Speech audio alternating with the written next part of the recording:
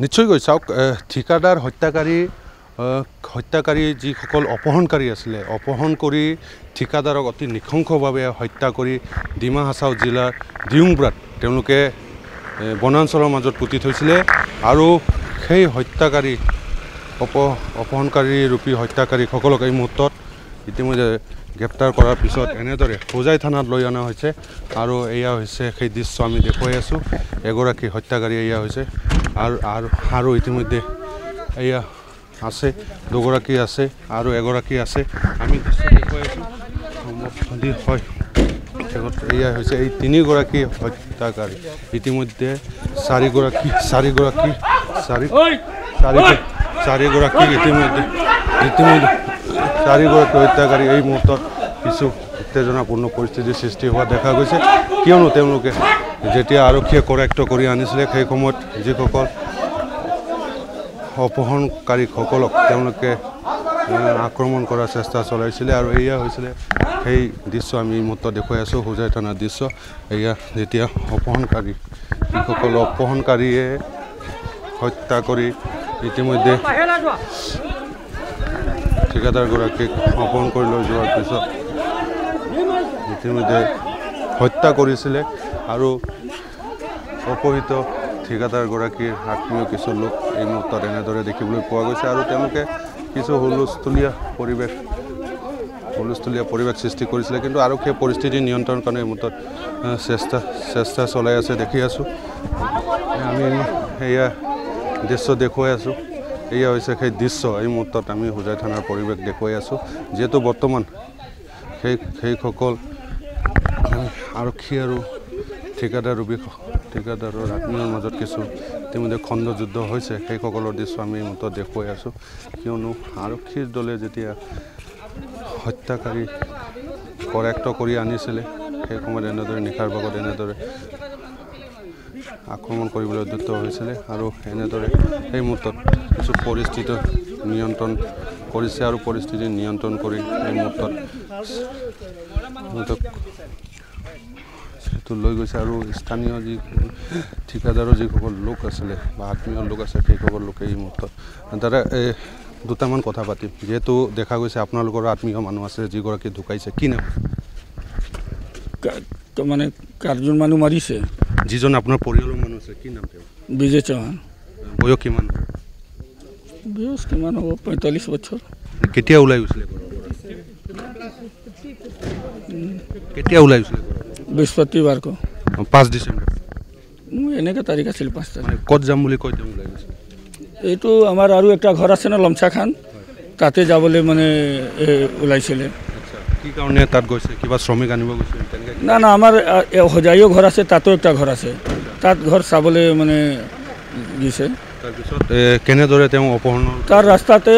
হ'ল কিডনেপিং কিমান মানুহ কিবা খবৰ আহিছিলে কি জনাইছিলে অপহৰণ হোৱাৰ পিছত জনাই মানে আমাৰ এই থানাতে ৰিপৰ্ট দিছিলোঁ কিমান টকা বিচাৰিছিলে টাকা দিয়া নাই এনে টকা বিচাৰিছিলে কিমান টকা বিচাৰিছিলে 50 লাখ ফোন কৰি দাবী কৰিছে আপোনাৰ কি লাগে যিজন ঢুকাইছে আমাৰ চাচা লাগে এই মতৰ আমি সেই যিখন বাহনেৰে ইতিমধ্যে মৃতদেহ উদ্ধাৰ কৰি আনিছিলে এইখন বাইকেৰে নিছিলে এইটো বাইক তাৰ বাইক এইটো আছিল নিশ্চয়কৈ এই মৃত বিজয় চৌহানৰ যিখন বাইক সেই বাইকো ইতিমধ্যে উদ্ধাৰ কৰি আনিছে আৰক্ষীয়ে আৰু এইখন বাইকেৰে তেওঁ গৈছিলে কাৰ্বি আংলঙলৈ আৰু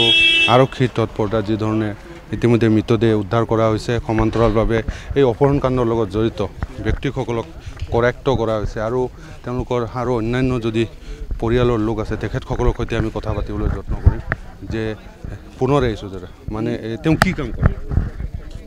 সাব কণ্ট্ৰেক্ট কাম কৰিছিলে ৰেলৱে বিভাগত তেওঁ অকলে গৈছিলে নেকি অকলে গৈছিলে আগৰ পৰা তেনেকৈ কিবা তেওঁক এনেধৰণৰ কেতিয়াবা হৈছিলে নেকি তেওঁলোকৰ না আগত কোনো নাই প্ৰথমবাৰ কি ক'ব দাদা এনেধৰণৰ এক দুখ লগা খবৰ যি ধৰণে তেওঁ গৈছিলে নিজৰ ঘৰলৈ তেখেতৰ পুত্ৰগৰাকী আছে তোমাৰ দেউতা বিজয় চৌহান তোমাৰ নামটো ৰাজ চৌহান খবৰটো তোমালোকে কেতিয়া লাভ কৰিছিলে 6 তাৰিখ ইভিনিং ফোন কৰি কোনোবাই জনাইছিলে মানে ঘৰত ফোন কৰিছিলে যে তোমাৰ মানুহক মই কিডনেপ কৰি ৰাখিছোঁ এইটো আকৌ ইমান টকা 50 লাখ ডিমাণ্ড কৰিছে কৈছে টকা দিয়াৰ পিছত মানুহটো লৈ যাব কি কি উগ্ৰপন্থী সংগঠন বা কিবা তেওঁলোকে কিবা নে এনেকৈ একো কোৱা নাই তেওঁ কৈছে যে তাক কিডনেপ কৰা হৈছে হয় পইচা দিব লাগে হয় আৰু কিমানবাৰ ফোন আহিছিলে আপোনালোকৰ তাত মানে 6 তাৰিখে এবাৰ আহিছে তাৰপিছত আপোনাৰ 7 তাৰিখ কৰিছে তাৰপিছত 8 তাৰিখ কৰিছিলে তাৰপিছত আপোনালোকে ক'ত গৈছে আৰক্ষী তাত গৈছে আৰক্ষী মানে আমি খেৰণী থানাত গৈছিলোঁ খেৰণী থানাত ৰিপেয়াৰ দিছে এতিয়া হোজাই পুলিচৰ তৎপৰতাত মানে এই উপকৰণকাৰীকেইটা ধৰা মৃতদেহ পাই গ'ল মৃতদেহটো আজি লৈ অনা ক'ত পুতি থৈছিলে কিবা গম পাইছিলে নেকি ক'ত পুতি থৈছিলে কিবা গম পাইছিলে চেমু পাহাৰ মানে ডিমা হাছাও